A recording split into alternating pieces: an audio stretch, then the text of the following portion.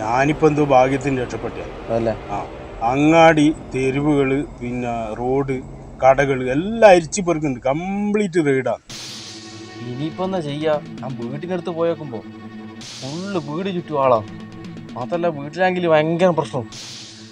നമുക്ക് നിർത്തിയേ പറ്റൂ. ഇതുവരെ നമ്മൾ പിടിച്ചിരുന്നെന്ന് പറഞ്ഞാൽ പിടിക്കപ്പെടാത്തോണ്ടാണ്. അതെ അതെ.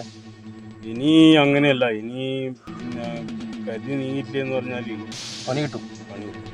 നാട്ടുകാർ ശാപമുണ്ടാവും. ശാപമുണ്ടാവും. അല്ലെങ്കിൽ തന്നെ നാട്ടുകാർ വളയാൻ പിന്നെ ഇങ്ങനെ പരിപാടി ഇടുന്നുണ്ട്.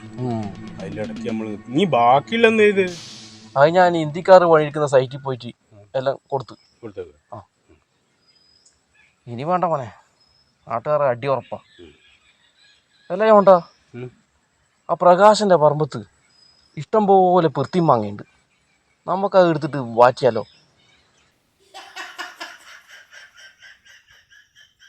ആനെ കൊണ്ട് പറയിപ്പിക്കണ്ട കേട്ടാ. പറഞ്ഞതേ ഉള്ളൂ.